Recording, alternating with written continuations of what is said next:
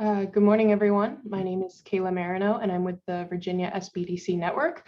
For those of you that are not familiar with our organization, the Virginia Small Business Development Center is a partnership between the U.S. Small Business Administration, George Mason University, and local host institutions throughout Virginia.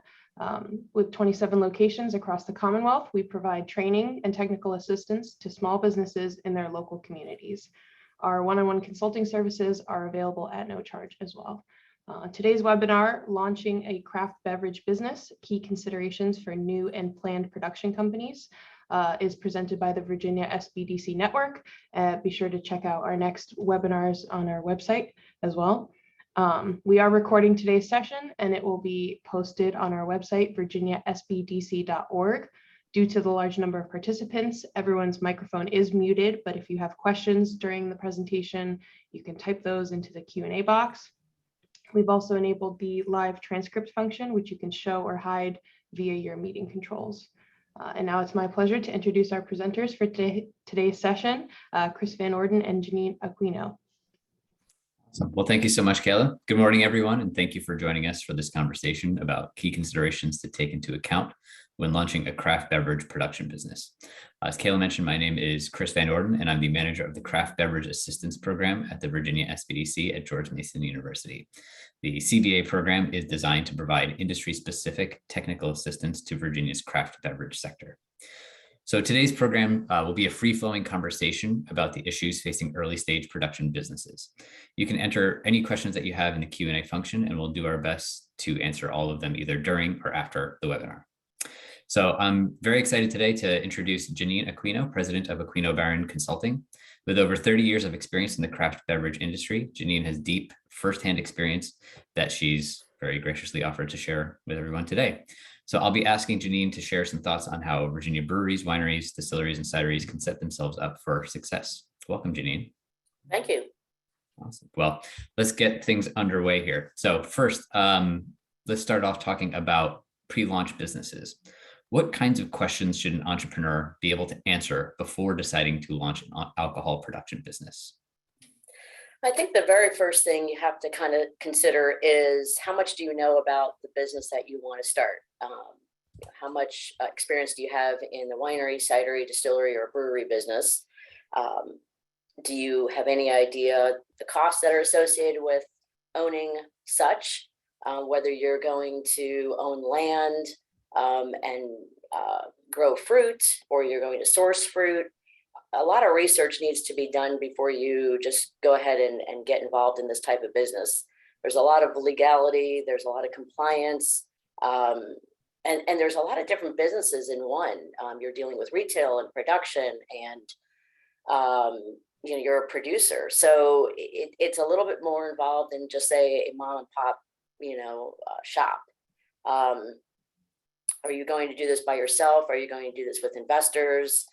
Are you going to run this on a full-time basis? Are you going to do this part-time while you still have a full-time business and then transition over?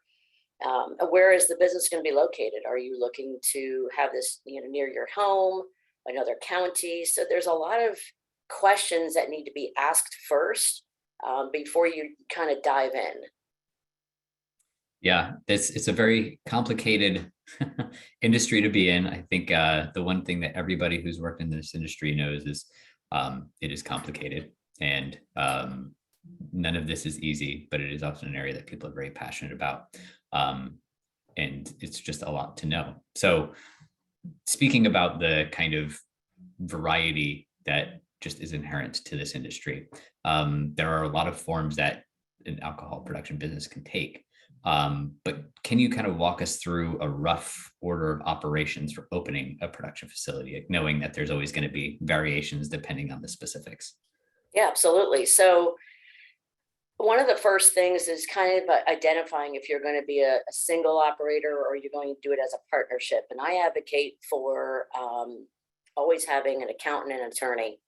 Both of those entities are going to be very helpful for you, especially if you're starting as a partnership. You want to have partnership papers, have everything disclosed ahead of time, even if they're your friends or family.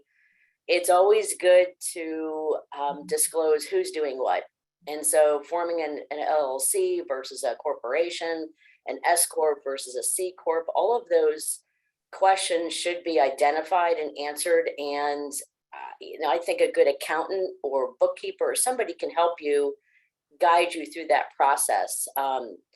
Trust is good, but I still believe you should have something down on paper just for some reason in the future. And then I also think once you make that decision, each locality has something called a business license that you have to get. And so in your locality, wherever your business is going to be, you're going to want to get a business license. And every locality has a different way of doing it. So you just want to make sure that you contact them, the Commissioner of Revenue. You want to get yourself some business insurance. So kind of disclosing to just a Google search on business insurance, you can find out what's the best route that you'll need to take to get yourself some business insurance. And then you want to kind of identify, are you going to own land? Is it going to be zoned agriculture? Are you going to just open up shop and say a strip mall? Those are all things that you need to do kind of in a certain order of operation. And then once you decide that, then you want to work with two major entities, and that is the Virginia ABC, which is the local authority for alcohol, and TTB, which is federal. And so again, I'm going to go back to the advocating to work with a team of people that know what they're doing. So there's compliance companies out there that will help you through this process. And so I always advocate for, there's a couple compliance companies, Williams Compliance, ABC Consulting. They really can help you through this process. And then once you get through that part, then you're going to decide if you're going to be growing fruit, or you're going to be sourcing fruit or grains or whatever it is you're going to be doing. And that's a whole separate thing in itself. You might have to have contracts with leased vineyards or contracts for fruit or grains. And so there's a systematic way of doing it. And I think the very, very first thing is getting through who you're doing this with, by yourself or with partner or partnership, and then getting through the process of just getting yourself incorporated or set up as an LLC, and then going through everything else after that. Yeah, it sounds like a lot of the due diligence starts off with determining the business model, right? Yes. Just what exactly are you hoping to achieve? Because all of this cascades from there, Yes. going from being a grower vineyard Yes. versus, or let's say if you're in the brewery world, a brew pub or a production brewery, it's going to change things enormously. Everything from the types of licenses that you get, the land that you would want be able to use for all of these purposes. Yes. All of that kind of starts from there. So figuring out that business model before you start taking those steps. And I should say, for all of this, I'm stumping for the SBDC, of course, the early stage business licenses, especially that local content knowledge, your SBDCs, the centers located everywhere. So if you would need to have that insight as to who to reach out to get kind of incorporated or understand who to reach out to in your sort of locality to get stood up, we can absolutely help with that. You can always reach out to your SBDC. And as you get further along into the particulars of the industry specific guidance, Janine has mentioned the compliance specialists. There are people who exist to help on that front. So I want to make sure everyone is aware of how much expertise there is available to them. Absolutely. And I think at the end of the day, it's really about, if you want to actually grow your own fruit and grow your own orchard or grow your own grains, that is kind of a separate level besides just owning something. And so there's a lot of perks in owning property that's zoned agriculture. And so that is a big determining factor in how you want to run your business. So that leads to the sort of the next question is for companies that are or either established or thinking of establishing as a farm winery or a limited brewery. Are there any special considerations above and beyond? I mean, we talk about just being an operating company, then being an alcohol producer, and then farm winery, limited brewery designation. What types of things do they need to be aware of? So there are different designations. A lot of good information comes from the ABC site. Just Google ABC Virginia. And farm winery, limited brewery kind of have the same designation in terms of owning property that's zoned agriculture. When you're zoned agriculture, you do get special perks versus owning a commercial winery or a regular brewery. With farm winery, you have to use 51% of fruit that's either grown on the property or you lease the fruit. So having those contracted growers can be vital to your business if you don't plan on growing everything yourself, if you don't want to put all the acreage in yourself. There's also perks that go with that. So having a zoned agriculture, the buildings, the production buildings on your property are not subject to inspection. And I believe there's some certain tax benefits as well. You also have a by right use. So localities can't really impose themselves on you in terms of certain things that you can do on the property, whether it's some signage on the property or noise ordinances. There's certain things that can't be imposed upon because you are zoned agriculture. With a limited brewery, there is no minimum for grains or hops or fruit. So there's definitely a perk there. And so keeping that in mind, a lot of people like the benefits of an agricultural piece of property versus none. And so having that research and knowing if your property that you want to have this on can be zoned agriculture or already is really vital. That goes to the beginning of the conversation, which is it zoned that way? That's another research piece that you need to kind of look into. And so there are different perks for different operations. I find most people like that, those perks. So they want that piece of property zoned agriculture. So that's definitely important. But if you don't want to have that land and you are not interested in that situation, then you can go into a commercial winery or you can go into a brewery. And that's going to have a huge implications for what you're able to do, right? Just how you're set up in terms of even the distribution options that are available to you. Yes. Change based on that. Something that a lot of companies that decide to go the agricultural route really are attracted by the ability to have remote retail locations. Yes. Farm wineries, you can have, I believe, 5 remote locations. So that's really important. A commercial winery does not give you that ability. So that's a huge perk right there. It's very, very important. But again, it's how much work you want to do, or how much labor you want to employ. So all of that goes into your decision making of how much money are you going to spend. There's a different cost involved in growing grapes or growing grains or whatever it is you want to grow versus not. So it can be very capital intensive when you're looking at that agricultural model. Yeah, it's a good point. It is certainly attractive to have those additional direct to consumer opportunities for sales. I mean, everybody, if you're getting to this industry, hopefully you're aware that the best margins you get are selling direct to your consumer. Yes. Obviously, distilleries are their own kind of issue here, since it's a government controlled state on that front. Everything goes through the ABC stores. But for wineries and breweries, selling direct to consumer, you make the best margins.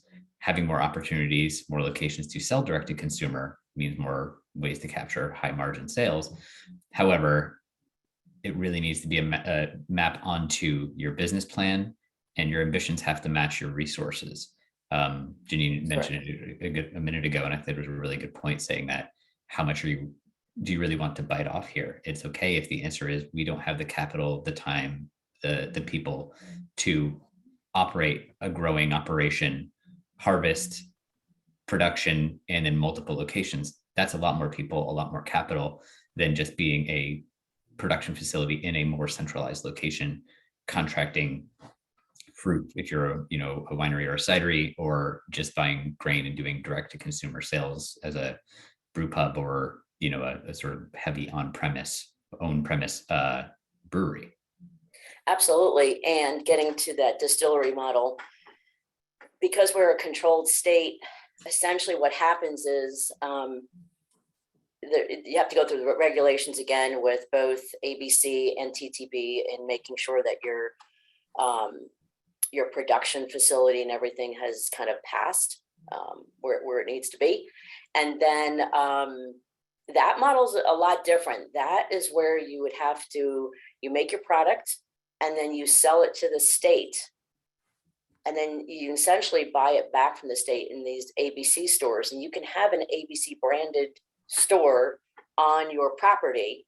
And you can make it almost like a bar, because you can, I think it's up to 2 or 3 ounces that you can almost mix into a drink to help sell your product. So the margins are a lot lower in the distillery world. So that's just something to be aware of when you're getting involved. Really understand that model. It's not like a winery or cidery or brewery at all. It's a very controlled product. But there are ways that you can monetize. One of the things that I tell clients and just people in general that are interested in this business, any business of alcohol, craft alcohol, is go visit a bunch of them. Visit a bunch of wineries and cideries and distilleries and breweries, maybe not in the same day. That might not be good, but pick some that are going to be in the space that you want to be in, that like kind of the locality, and see how they're doing it. Talk to people, make friends, learn about the business. And I just started learning about the distillery business, and I started to really understand what that model is all about. So it's really, really nice to be able to talk to people and understand how they're monetizing this business, because it's unlike the other alcohols. Yes, it is very important to know what is possible. If you have a business plan that, hey, I'm a distiller, I'm going to sell direct to consumer, things are never going to work out. So going out, your homework is to go in whatever industry or subsector you're in, visit 100 in Virginia. All of your colleagues or future colleagues are usually very forthcoming with their lessons learned. We're really happy we did it this way. I wish I had made this different change. Some of it is regulations have changed over time, and often it's in a positive direction. Anybody in the beer world is aware of the new ability, this is a number of years ago, but basically being able to sell pints of beer over your own bar changes the game. So just be aware of what's happening out there, what changes have been made, and finding out, just say, go to every brewery, winery, distillery, cidery owner, and say, what's one thing you wish you had done differently? And they'll tell you. Absolutely. Research is key. And I just myself have gone to a lot of different craft alcohol places and just ask questions. Most of the time, as long as they're not too busy, they're willing to talk to you. Yeah, absolutely. Well, for companies that might be nearing launch or even recently opened, those people who have determined their way forward, saying, we know that this is a go, we're ready to do this. What are some of the key entities that they should make friends with? Absolutely, of course, SBDC. Want to make friends with you, Chris, and you're a whole source of resources. That was hard to say. But I think, I owned a winery in Ohio, and one of the first things I did is I contacted TTB, and I actually kind of made friends with somebody and that person's still on my cell phone. So that at any point in time, if I have a question and I I need an answer, I'm able to call her. So I feel as if TTB, having a contact there for a lot of different things, when you have labels that you need approved, or you have questions about taxes or different things, it's good to have one person, so you're kind of not on hold all the time waiting to speak to somebody. Your special agent, your ABC special agent, the person that's going to handle your territory, and actually help you through the process of inspections and making sure everything is good. It's always good to kind of have that person on hand when you have questions. The Virginia Tourism Corporation, VTC, I think is kind of an untapped resource. There is a DDS, I'm getting the name, Destination Development Specialist. I always say DDS, but that person will actually, they may have they have their own territory, and they may have somebody specific that would work with you, but that person will be vital to you in terms of helping you with resources, grants, marketing grants. There's all different types of ways that you can, I guess, monetize your business. They handle the Love Work sign. They help you with tourism if you're looking to do a lot more agritourism. And they also they deal with all the welcome centers. So if you ever wanted to put a rack card in any of the welcome centers, they're a good resource. And to have that person, you just go to lunch with them, show them the property. They'll even potentially bring some key welcome center people that actually manage the welcome centers that feel that would go to your specific business. They will actually do a tour and go on your property, even if it's not up and running yet. They just want to understand who you are and what you do. I think they're a really good resource.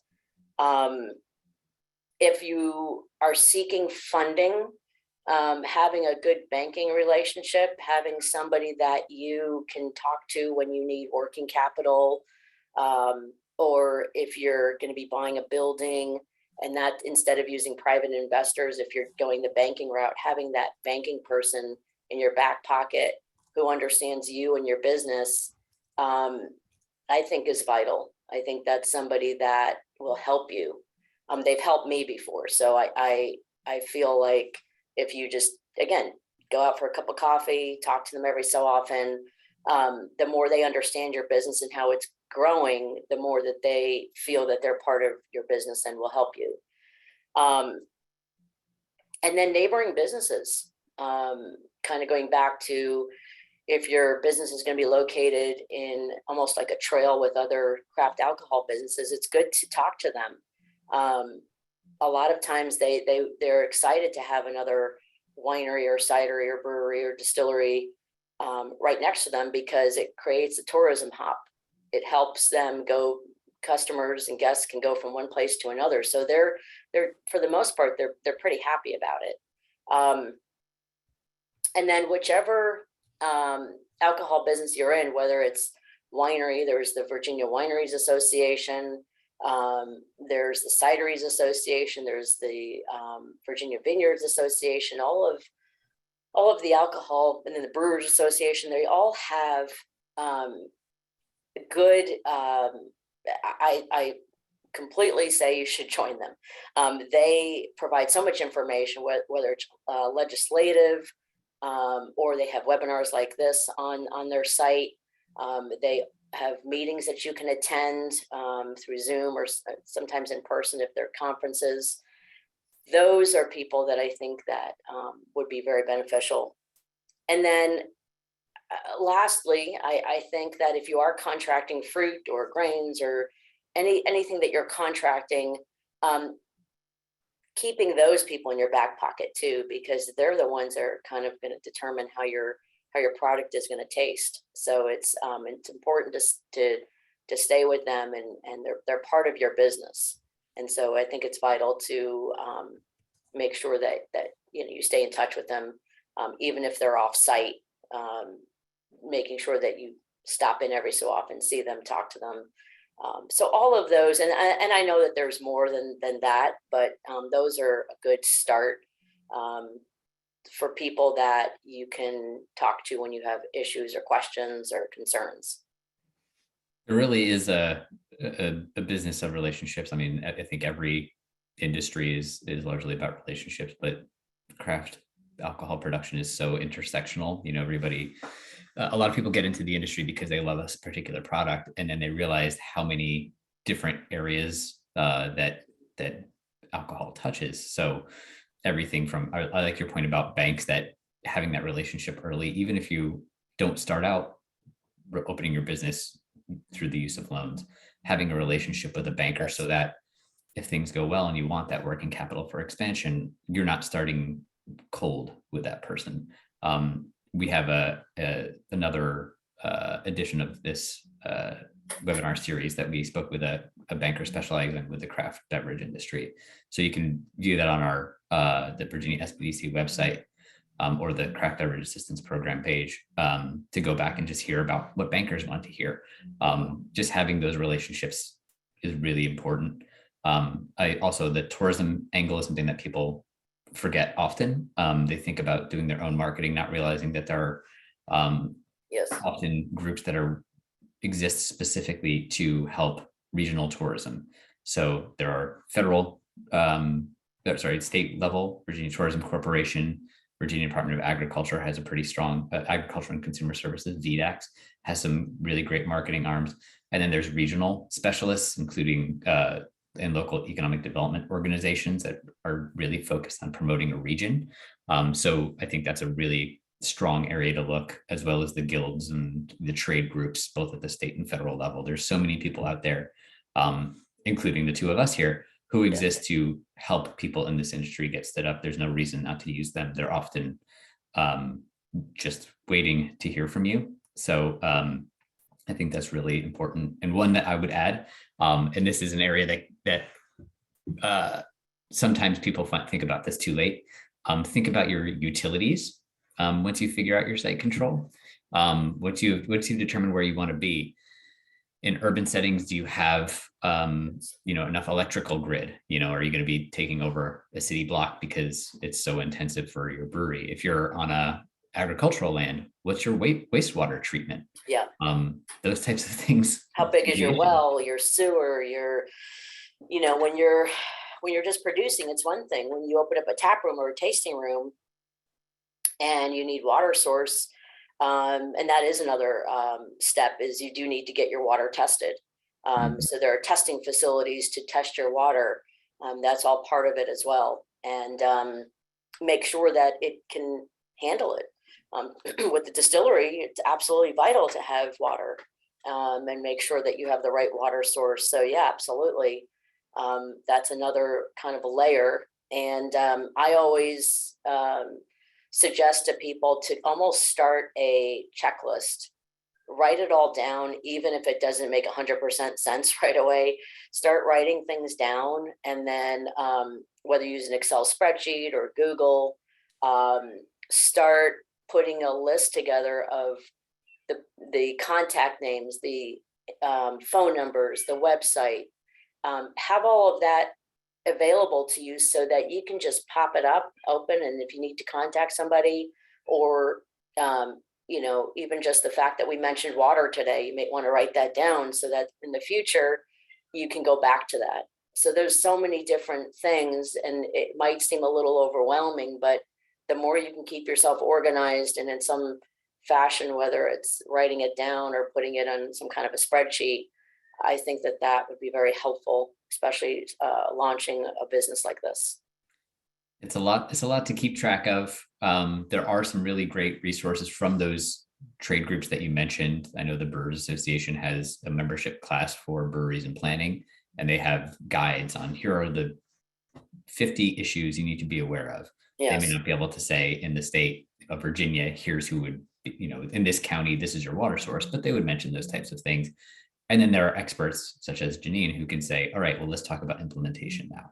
Let's talk about what it means to actually put in the work and make sure that you've got a good handle on the the water quality and usage and volume that you have access to. So, it is just a lot. So let's see. Cassidy mentioned what guide has the checklist. So depending on the industry you're in, so the Brewers Association is the one that I'm most familiar in. My background is beer. They have a guide to starting a brewery. So if you join as a brewery in planning, it's the most affordable tier. You have access to this massive PDF. Every sector is going to be a little bit different. Some may have a more prescriptive list than others, but you can definitely find these that are out there. And if you have any questions about tracking them down, you can always reach out to me. I'll put my email at the end of this webinar so you can reach out. Just that informational background, and then you can just kind of talk about implementation with experts when you get through. But you can definitely reach out, and I can help you find this starting off checklist. And I know that the Virginia Wineries Association has a checklist. I think that the checklists themselves are good. They're cursory. They're not going to be 100% in depth, but they're a good start. And then contacting Chris or myself or somebody else that may have done this before, you can fill in the blanks. Absolutely. And there's a question, I believe, in the chat that was asked about kombucha. Kombucha is not regulated as an alcohol, though it does have an alcohol component. It has to stay below it's a very firm cap. You need to stay below. Mm-hmm. So it is a fermented beverage. Some of the process may be similar, but it's not regulated as an alcoholic beverage. It's regulated as sort of a food product, which is why you can see it in grocery stores and places like that. And you can drink one in your car kind of thing. So it's from a production standpoint, there are similarities. From a regulatory standpoint, it's entirely different. So if you have questions about that, you can always be in touch. And then somebody asked about courses, starting off in the art of brewing beer or science of brewing. There are absolutely courses that are more and more coming online every day. Virginia has several. You can reach out to me afterwards. I don't have them all at my fingertips, so I'm not going to try to rattle them off at the moment, but there are both the business and the science of alcohol production. A lot of them are, through either sort of regional community colleges. There's also some programs and facilities with Virginia Tech. Yep, and there's also PVCC out of Charlottesville, and they have viticulture and enology courses. And so that's a great resource with community college. They also have a tasting room classes, and they have wine clubs. So they're more geared towards winery, and so but they're a great resource as well. Absolutely, yeah. They're a great program, and there are lots out there. I'll answer this one more question, then we'll get back to things. The question was on the chat side: meadery classified with wineries? Yes, that answer is yes. That is considered a winery, just like a cidery. So both of those are considered wineries. In terms of, I think I could be wrong. I think it falls within the guidelines of no minimum.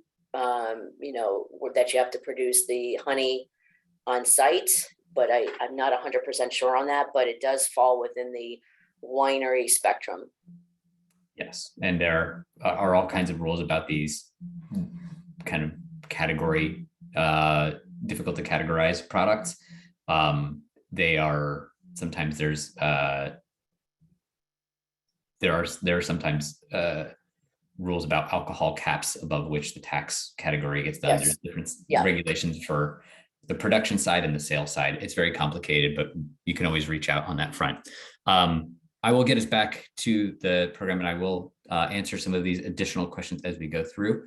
But again, I know we're covering a lot of ground here. These are, we can't possibly talk about everything, the ins and outs of production. That's its own conversation for sure. That's a very technical area. And I realize that that's a top of mind issue for certain types of producers, but I don't want to do that. And this series is ongoing It's available on the Virginia SBDC website, as well as the craft beverage assistance page. And we'll constantly have more going. We do these once a month, so we'll bring in more experts. And if you have anybody you'd like to hear from, you can always reach out. But very much appreciate Janine's expertise today. So on that front, can you share just a few of the regular or cyclical processes that young companies need to have in place? So again, I'm going to go back to the experts. I'm not the expert at this. I know what has to be done, but there's payroll taxes, there's sales taxes, there's operations reports, whether it's quarterly or yearly, excise taxes. So all of those, I always feel like, and I might have challenge on this, but I feel that to budget in a little bit for having a compliance company help you, especially in the first year with taxes and report of operations, so that you really can focus on what it is that you do best, which is either making the product or being kind of the business owner itself. Payroll, if you're just a one-person operation, you might be able to do some payroll by yourself. But again, your bookkeeper, your accountant should help you with that. And it's fairly inexpensive. Your excise taxes, your report of operations, some have actual like planning meetings for what they're going to be planning to produce next year. So there's a whole host of things that you have to do that are kind of boring and not fun, but they're kind of the nature of the beast. And I would highly recommend that a compliance company help you with some of those things in the beginning. If you want to tackle them yourself, there's so many resources to help you actually filling those out. And where you're going to get all that information is you keeping a really, really good records. So keeping really good records of, are you, contracting your fruit? Are you, how much are you making? What is your alcohol content, especially for excise tax purposes? All of those things are really important. If you're not a very organized person, make sure you have somebody with you that's very organized, because those, you don't want to kind of fall behind on filling some of those reports out for state or federal reasons. Yeah, the taxes are extremely important. I would say, there's a reason that's what Al Capone got finally brought up for. You can mess, with things. You might be able to get away with certain things, and we would not recommend that. But taxes are an area you don't want to mess with. So really great records on production and depletions. Yes. And just being aware of all the taxes that are going to be available, that you're going to be subject to. So there's, your state and federal excise taxes. Are there sales taxes that you need to be aware of for different categories? If you're employing people, having a whole, regime in place for that. So part of it is the awareness, making sure you have all of your bases covered. And some of this comes down to what's your area of expertise and what do you want to be spending your time on? As an entrepreneur, so many people wind up trying to take everything on themselves, and they're used to just bootstrapping every issue.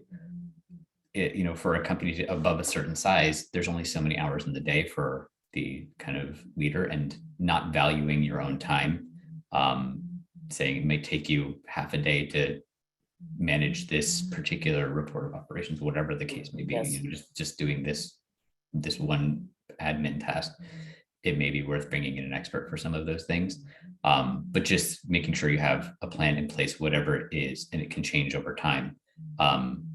It's really important. And another area that making sure you have a protocol in place, inspections, knowing what to do when the case comes up, that you will be inspected. There's your opening inspections. Virginia Department of Agriculture will be involved in most cases, but there may be snap inspections from your fire marshal locally versus others. So having a plan in place for those, and I think Janine would agree that just for all of these things, there's lots of ways to do it, but having that plan written down is really the name of the game. Absolutely. And I also think that, a lot of it kind of goes back to what is it you're doing?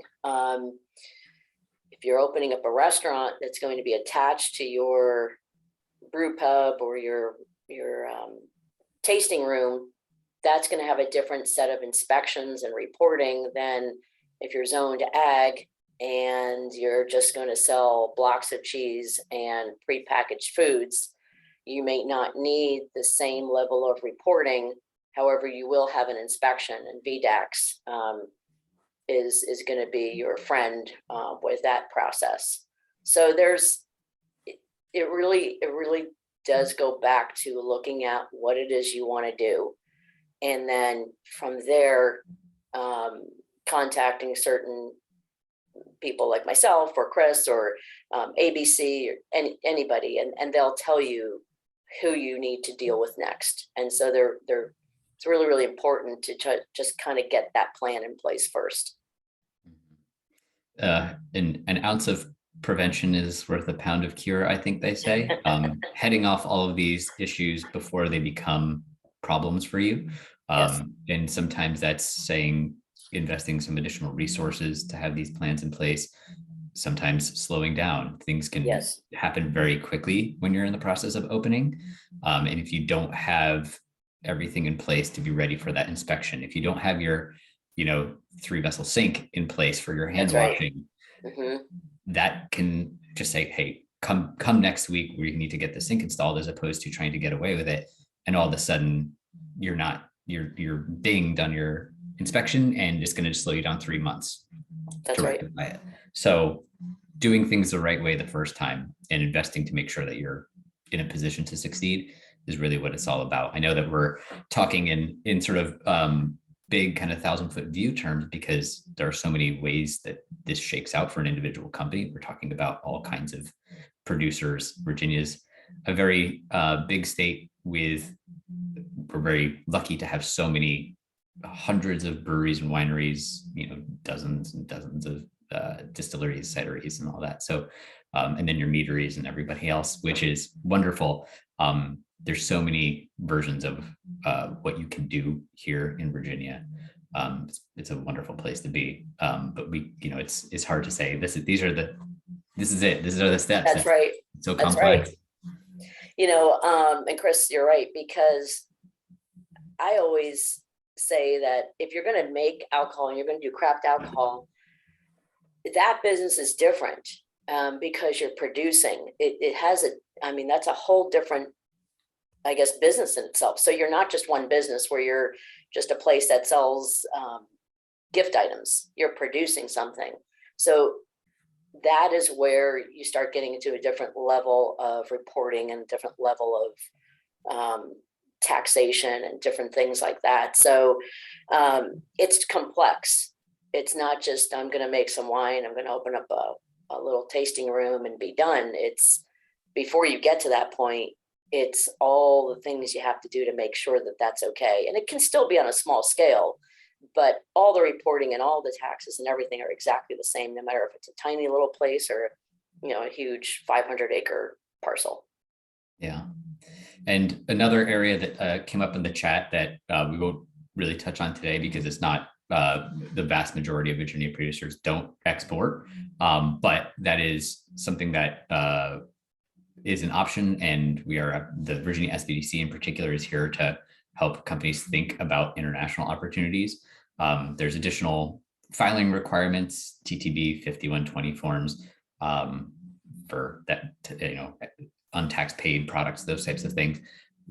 I am definitely happy to help on that front. That is the other hat that I wear is the manager of the International Business Development Program. So that's a separate conversation, but if anybody wants to talk international trade, they can always reach out to me directly. And there was a question about some particular case studies. We won't mention any companies by name, of course. We are a fully confidential service. We would never talk about any of our clients by name about their problems, but it is certainly helpful to have some kind of illustrative examples here. So Janine, without divulging any proprietary info, would you mind sharing a few details on some of the most common pitfalls that you encounter when working with kind of fledgling producers? Well, I think for me, I'm coming more from the winery background, but it kind of goes the same, no matter if it's distillery or brewery. There's this romantic idea that this is a very simple business, and you just open it up and you're good to go. There's a lot of work. It's so I think a lot of people jump in without doing research. For instance, I've worked with clients who just start planting grapevines without testing soils. So the soil component needs to be a certain way in order to grow certain varietals. So that's important. You're going to save yourself a lot of time, energy, and effort and money if you get a soil report first. Make sure you know what you can grow so that you can actually bear fruit. Really learning, I feel like the distillery business is its own little animal. And I think that you have to be prepared for understanding that business and the low margins that go with it, and figuring out how to be crafty and making a living at that business. So I feel like that's in itself, you need to really understand that model before you just get a still and start producing brandy and moonshine and whatever it is you want to do. It's not that simple. It's doable, but there's good models out there where you can, contact a distillery that's doing this and talk to them. And that's how I learned how it works here in a very controlled state. I think the number one thing is just the research, doing the research and understanding how to open up a producing alcohol company. That is a different space than just owning a wine shop or a beer place. Doing the research, understanding what you're doing, making sure you feel comfortable in everything that goes with it. Yeah, it's a very good point. I've definitely spoken with people in the past, including friends who have had appetites to go in on things, and they determined that the business model they thought they wanted to pursue didn't fit with what they were most excited about. And so there's all kinds of models that are out there, including some innovative ones in this space. So you might say, I don't want to operate my own production company, but maybe I'll find a contract producer and somebody else can manage all of the production side of things. I give them recipes, and I still have, in some instances, you still have to set up as a production company, but you don't have to own the space. Or maybe I just want to white label a product. There's all kinds of new and interesting ways to do it, where if that's what you're really interested in, selling a product that you had input on, but you don't really care about the making or the growing, that's fine. There's nothing wrong with that. So something that I always am mindful of is helping companies to match their ambitions to their capabilities, their resources, and the external realities, right? There's sometimes the answer is maybe that's just not feasible. For instance, in my background, beer, depending on when you started, a lot of companies might have been launching national distribution. For breweries, there are so many breweries in the US now. In every corner of this country, people like to drink local. They have a foothold, they have a strong presence. National distribution is really the exception to the rule these days. Owning your backyard, really having a place where people have a personal connection with you, is just usually a stronger model, unless you have some compelling reason to go national. So making sure that you're aware of what is feasible in the marketplace, what you're capable of doing yourself. As Janine said, if you're a winery and you're setting up shop, an agriculturally zoned land, trying to be a farm winery sounds really appealing until you realize I need to run a farm. Yes. That's not easy. Absolutely. And just going back to distribution, that's a good point, Chris, because I find a lot of people think that, well, I'm going to open up and then I'm going to immediately start distributing my product. Well, where you make most of your money is at your place. You're within your four walls is where you're going to make most of your money. Your distribution should be something to think about, but maybe not right away. Maybe going to a few key places, a few key restaurants, or a few couple little mom and pop shops maybe, but that shouldn't be something you think of immediately, because you have to get your production up and you have to be able to support that production. And so really working on your tasting room, tap room, ABC store for distillery, meadery, whatever it is you're going to do, get the core model figured out, because you're going to make mistakes. Everybody does. And you're going to hone your model, figure out exactly what it is that you like to do and want to do, and what's working for you, what's not working for you. Then worry about distribution later on. In the beginning, especially with wineries, there's going to be an attrition when you plant your vines. Some vines are not going to make it the next year. So, those are all things to consider when you're talking about distribution. But absolutely, having your ambitions align with what it is you want to do, be realistic about it. It's okay. You can be a small producer and produce small lots, small batches, and that's very appealing to a consumer.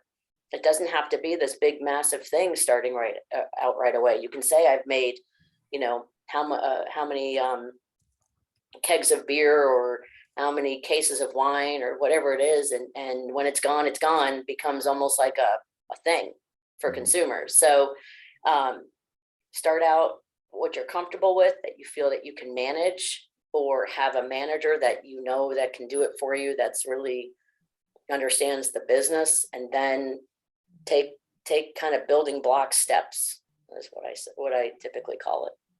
Yeah, I liked 2 points you made there about realistic projections. Your business plan might look great when you assume that you're never going to spill an ounce of product and every year is going to be a bountiful harvest, or you're going to sell everything out the minute you produce it.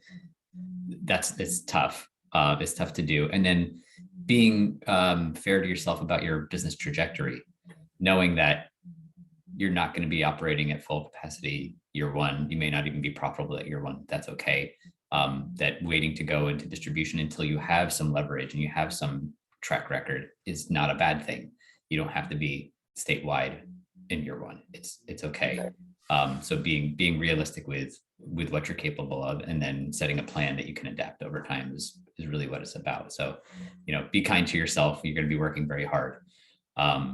And so I guess to wrap up this section, we'll leave a couple of minutes for any last Q&As that come in. But Janine, can you just share kind of one key piece of advice, one takeaway that you'd give to entrepreneurs preparing to open their own production businesses? I think you really have to be passionate about what you're doing. And by that, I mean, you're going to work really, really hard. You're going to probably work harder than you've ever worked in any other job. You have to really love what you do, because there's going to be, great days and bad days, and there's going to be all kinds of things going on. But if you really love the fact that you feel like you're owning a cidery or winery or brewery, and you feel really passionate about it, that's going to probably help you get through a lot of the hurdles, because it's, especially if you're planning on producing on site, that is much harder than if you're sending your grapes and everything offsite to be produced. Not that it's less important. I mean, it's just as important to stay involved in it, but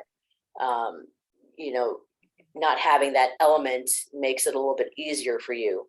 But you're in a whole new market. You have hundreds of wineries and cideries and distilleries that are all competitors of yours. And so you just have to kind of stay the course and be patient. Definitely be patient, and love that, you're doing this and you're happy. It's a lifestyle. It really is a lifestyle. You really get involved with the community and all the people that do the same thing that you do. And it almost becomes like your family in some ways. It's a rewarding field for sure. And I think that you're right. The one thing that we don't want to see is somebody going in this as a way to get rich quick. They say, I'm pulling out all of the aphorisms here. fastest way to get $1 million in brewing is starting out with $2 million. So that's just the way it is. This is a tough industry. It's a lot of work, but it can be really rewarding, and be generous with yourself. But again, putting in that work on the front end is really going to make your life much easier as you go along. So with that, I will open up to any last questions that may be here. Feel free to use the Q&A function if you have any questions here. Give it a minute.